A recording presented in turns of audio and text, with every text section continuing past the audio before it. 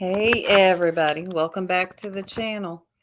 Now, Kody Brown done an interview of sorts, I guess you'll call it. Mainly Kody done most of the talking. The guy's got a few questions in, whatever. Typical Kody, he dominated the conversation. However, I found it a good listen. I will link the Mormon Discussions channel or this video in my description because I want y'all to give it a watch. If you haven't saw it already, which I'm sure most of y'all have, it's worth a watch.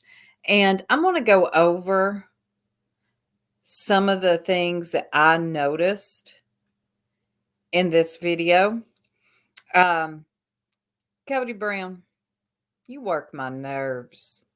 You really do. And I know these guys, they've really got patience, or they really just wanted this interview. But I'm going to go to some of the timestamps that I find important, although the whole video was good. I want to go over what most stuck out. So we'll go ahead and get into it. And of course, I've got to transform this video. I got to give commentary. And that's just how it is. It's the right thing to do. And if you want to stay in good with the YouTube gods, you better do it. So with that being said, here we go. So in the first part that I want y'all to hear, and I'm only going to play the audio only, fair use. He talks about how a friend of his that he used to work with sent him a message telling him, get together, and how this really bothered him. And I'm going to say something. For those of you that have been subscribed to me for a long time, I'm going to say Kody Brown and Nature Boy Eligio Bishop, there are so many similarities with these two. It's crazy. I'm going to go over the two of them and their similarities. Like I said, those who have been subscribed to me for a long time, I used to cover a cult called Carbonation, and the cult leader, who's in jail now, bond denied again. He was a cult leader, and he's just like Kody. Cody's just like him. It's really uncanny how much they're alike. But I'll get more into that later. Okay, here we go. I'm going to play the part where a friend of him writes him a little note. One of my close friends texted me. She was a close friend that I worked with when we lived in Utah, and she texted me and she sends me a book, and at the bottom of the book she says, "Get your shit together." So can I say that word on this show? You say anything you want. Oh, I can. Well, I'll be careful. Yeah. Anyway, and I'm like, I have to text back to her like very patiently to say, you're seeing a portion, a teeny segment of my life, and you're usually seeing the most dramatic points. So here Kody does the typical deflection. It ain't my fault. Oh, and by the way, he's got a lot of quotes in this video that he loves to throw out. I'll get into that. But he's telling his friend, which he has to take a pause for the cause before he responds back to her, because how dare you challenge Kody Brown and tell him to get together? And he tells her, you're only seeing a tiny portion of my life. Kody, we're seeing enough, okay? We're seeing enough of your life to judge you, okay? Yeah.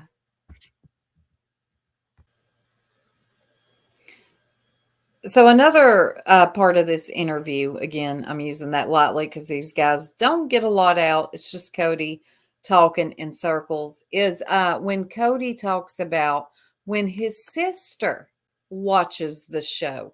And it's the part where he says he wants to bring back patriarchy. Listen to how offended Kody gets with this. partial breakup of yelling at, or not yelling, but saying to my wife, well, I'm bringing back patriarchy. I'm going to be in charge and you guys are going to do what I say. And I have a sister who's LDS.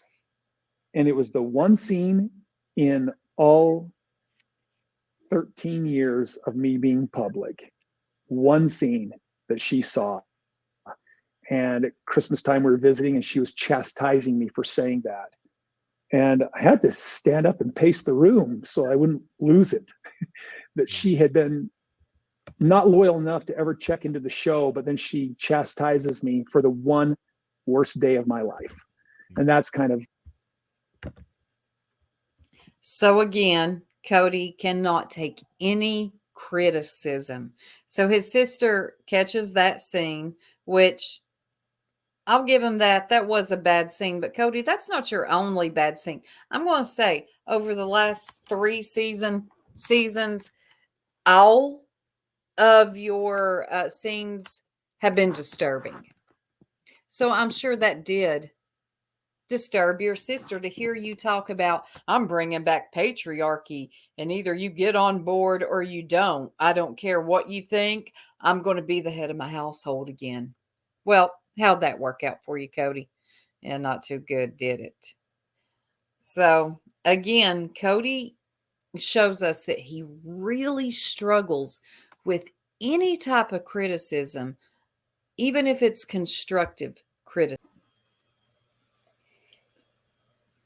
Also, before I go on to the next clip, I do want to say that Kody is, like I said, he can't take any criticism. It could be that his sister, she's just not interested in the show. That's fine, but he automatically, if you notice, he goes to being offended by it, taking it as some type of slight or diss towards him because she doesn't watch his show. And the one time she does watch it, she doesn't like what he said. And the truth is, in that clip, when he's talking about patriarchy again, he meant it. Oh, yeah. It just didn't work out for him. But he really meant that he was going back to patriarchy. He meant that. He really did. Okay, now to the next clip I want to get into. Here we go. And when I did this design of the one home and I presented it to my family, I had a wife reject that. And I started to dig into why. And I realized that in some ways my family was in the way of my goals in plural marriage. And I got kind of I got dark and cynical because. So again, he goes straight to blaming anybody but Kody. He's going to blame, his wives because they did not want to all live in one home. I don't blame him. Women, we don't like to share our kitchen. It's our domain. But for him, again, he takes that as some type of disrespect. So he gets dark and he gets cynical. And we watch how he behaves and treats the other wives, mainly Janelle, Mary, and Christine. Not Robin, though. Robin didn't want anything to do with all of them living into a home and in one home. But he only gets dark and cynical with the other 3 wives. I don't know if I mentioned this yet, but Kody does something in this interview, which he does in his talking heads on Sister Wives. He likes to throw out a lot of quotes. And I think he does that to absolve himself of his wrongdoing because a wise man once said this. He does this a lot in this interview. And I want to play y'all a part where, again, he does it. He does it several times. But now he's doing it using Mark Twain. Here we go. 8 years ago, possibly. But you know what? I don't know. And to be really honest with you, I don't know the answer because I had a goal to have the family in the pig barn. That's a joke. In the one home theory. or the cul-de-sac theory where the homes are close together. And I think that might have been part of the problem. Is like if I get Mark Twain once made a joke about Brigham Young and all of his wives, and he said the minute he buys one wife a brooch, he has to buy 40 of them. Or I think at that time Brigham Young was admitting to 18 wives or something. He has to buy 17 more. He's like, he can't do anything without having the jealousy roll through. And Mark Twain, Samuel Clemens, was very astute. He was very wise about this idea. Brigham Young was a genius about how he managed it. Oh, hell far. Shut up, Kody. Stop throwing quotes at us like I don't see what's going on. You're trying to convince me because so-and-so said it that it somehow applies to you. No, sir. No, sir. And now we're going to get into the part where it is poor Robin, y'all. Phew, I'm telling you, Robin has really brainwashed Kody into the victim role as well. And let's just get into it. Model coming into my family in 2010. And I thought that was the biggest validation. She had other people in our church interested in her. She had offers from other people to marry her. And she absolutely believed in plural marriage, and she absolutely believed in me. She believed in her faith, and she came into our family with great hopes that in her mind now, I don't want to speak for her because she's not here and I don't want her to have to be interviewed, but I believe that she feels like she was naive. She's almost embarrassed by how naive she was when she came in our family. No. Oh, poor old Robin, y'all.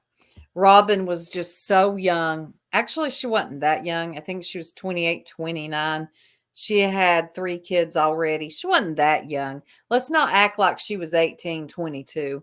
She wasn't that naive when she came into your family, Kody. She knew what your family was about. She knew that you had 3 other wives. One was pregnant at the time. Christine, while you started courting Robin. Robin knew exactly what she was getting into. She has no control over how the other wives feel about things you've done before she came along. So let's not do this poor Robin crap. But I see she's got you brainwashed as well, you fool.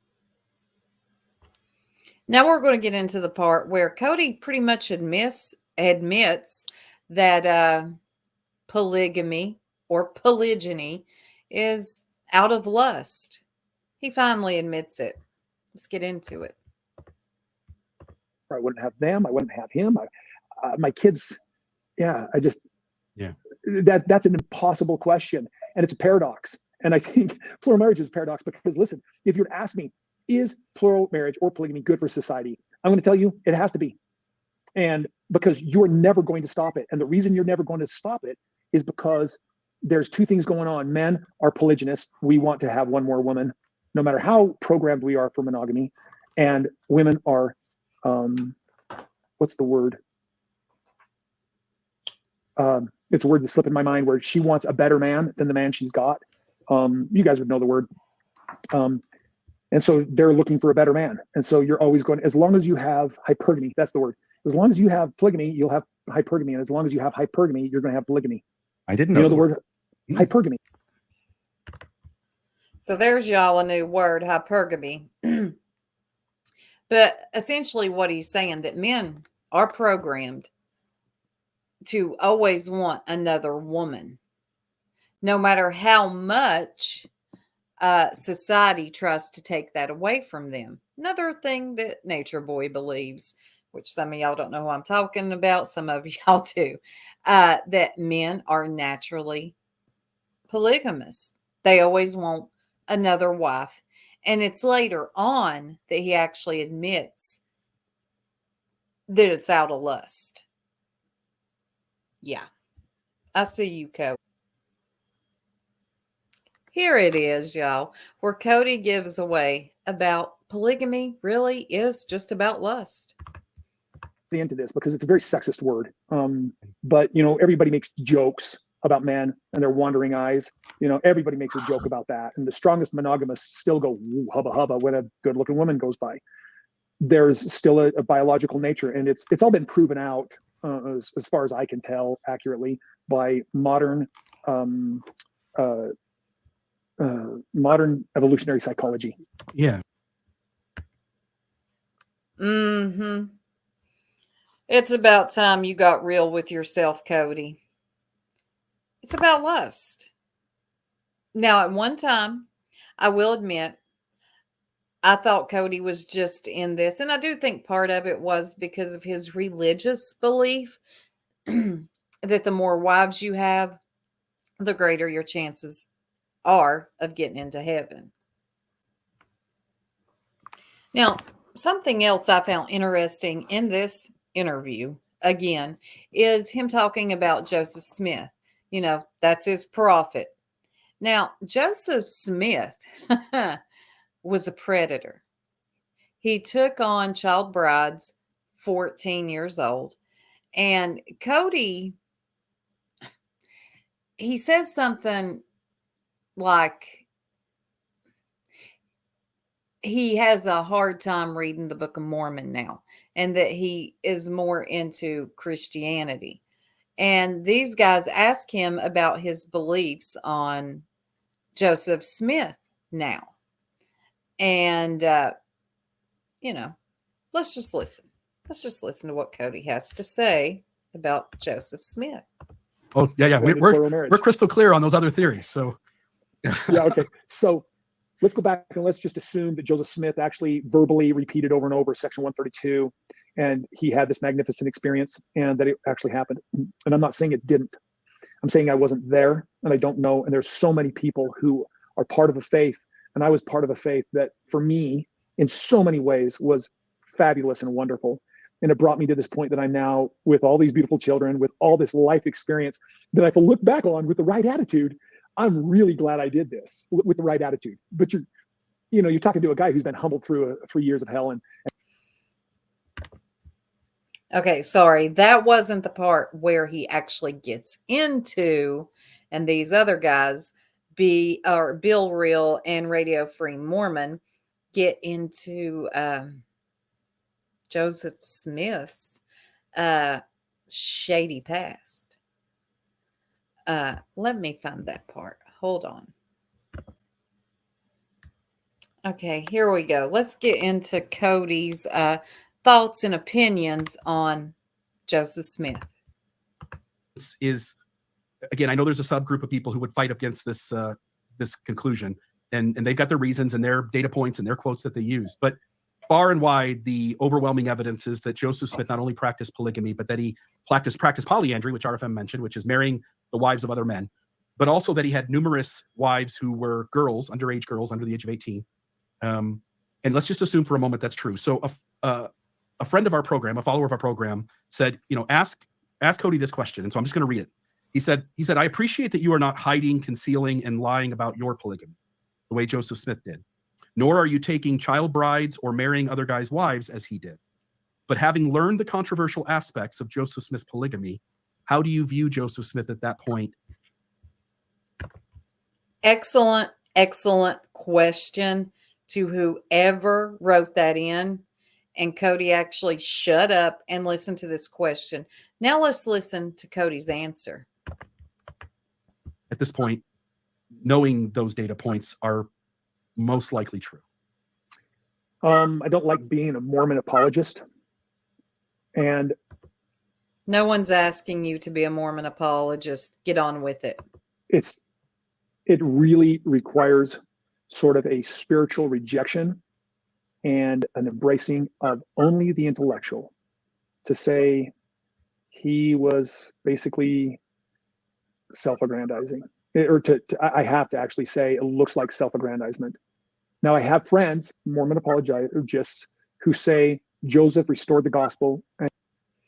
Oh, God. Okay, I'm going to skip ahead to where he talks about the child brides that Joseph Smith took on. And I think y'all will find this quite enlightening of Kody's mind.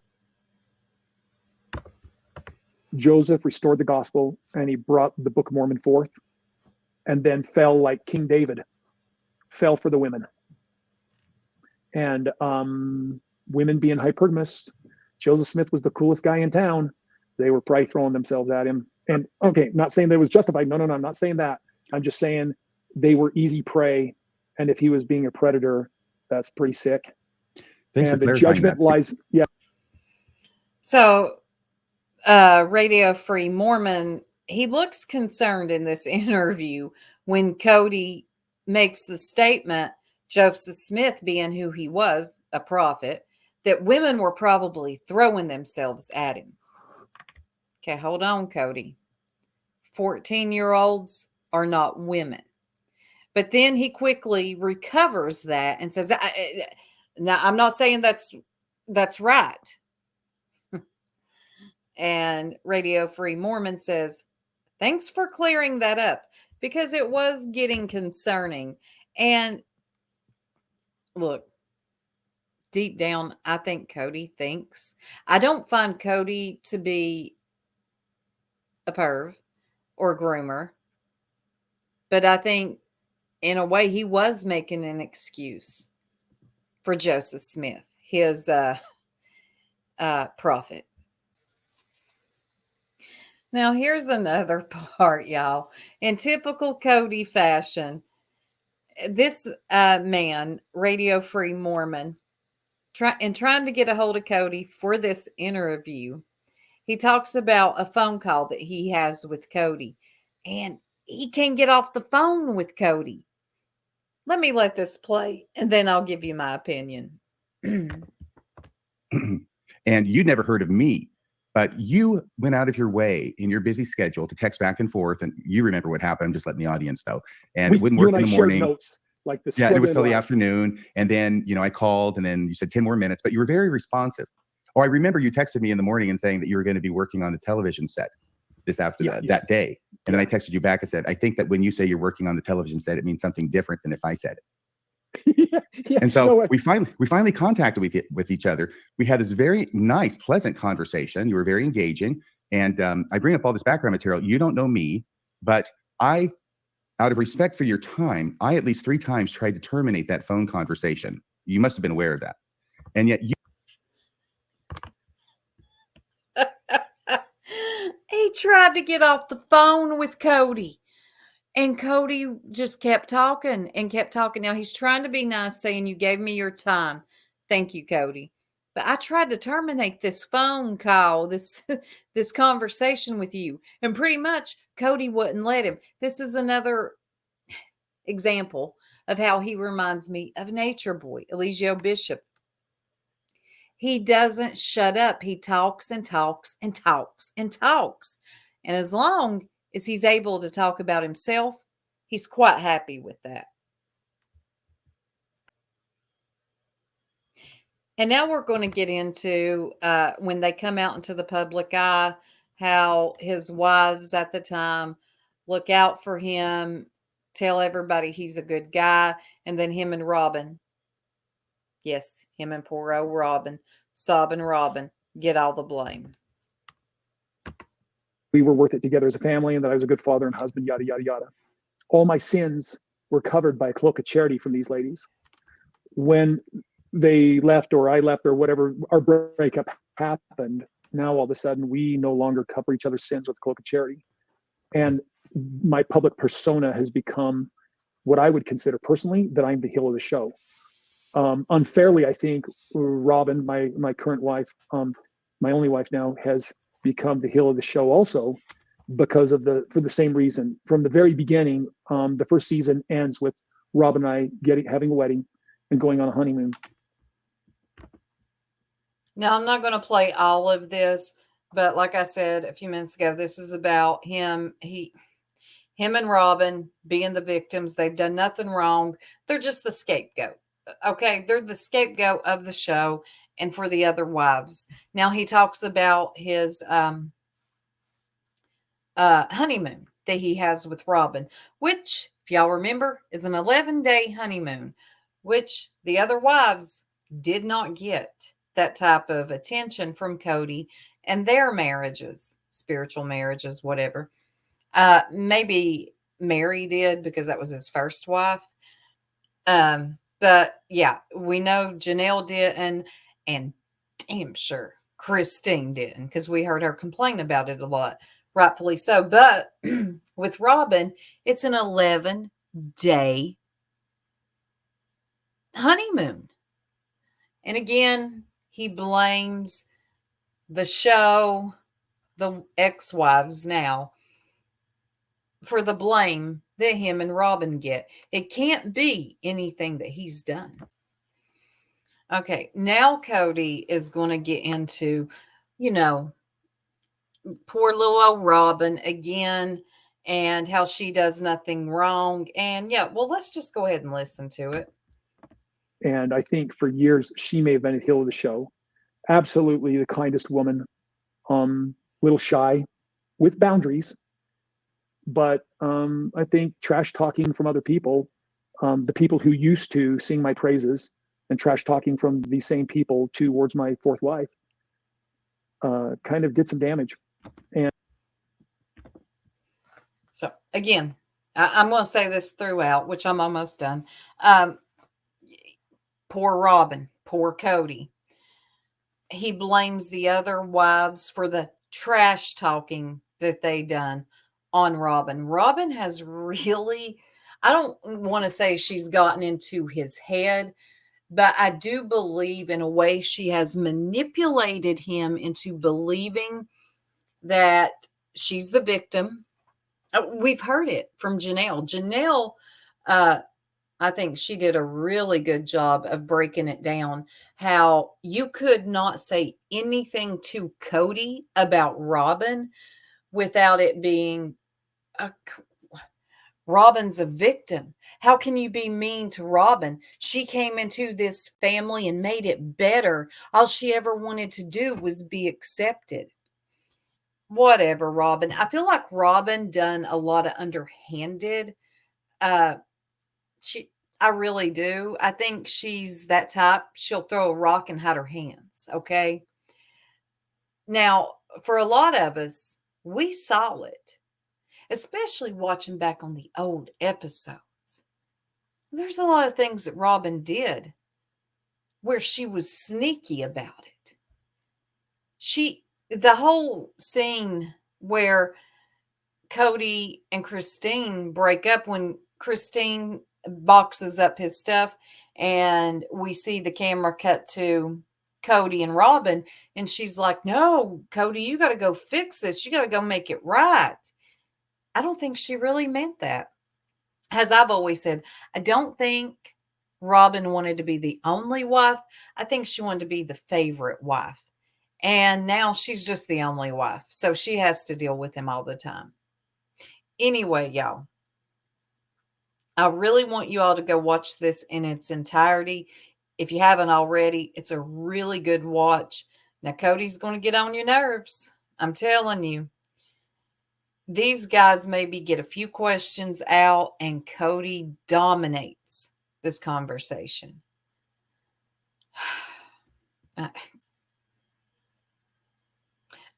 One more thing before I end.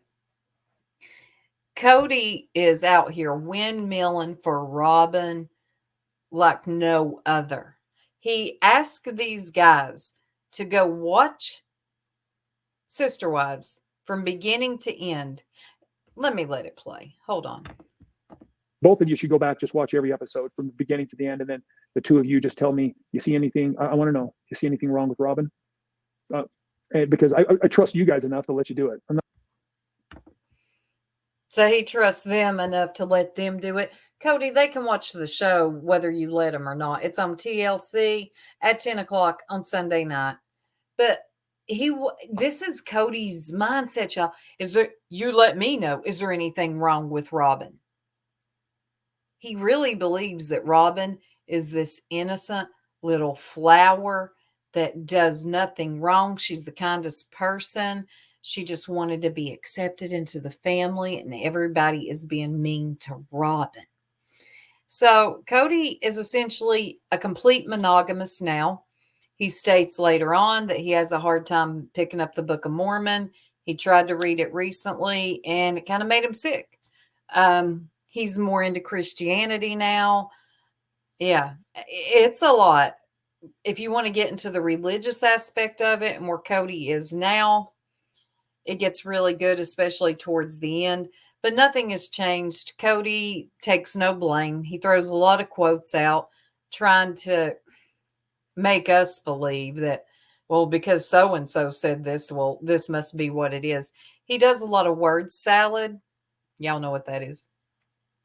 And yeah, go ahead, watch it. I will link it in the description. No worries. And yeah, shout out to these guys. They tried to have an interview with Kody, and like I said, Kody dominated the conversation. But I'm out, y'all. Y'all have a beautiful and blessed day.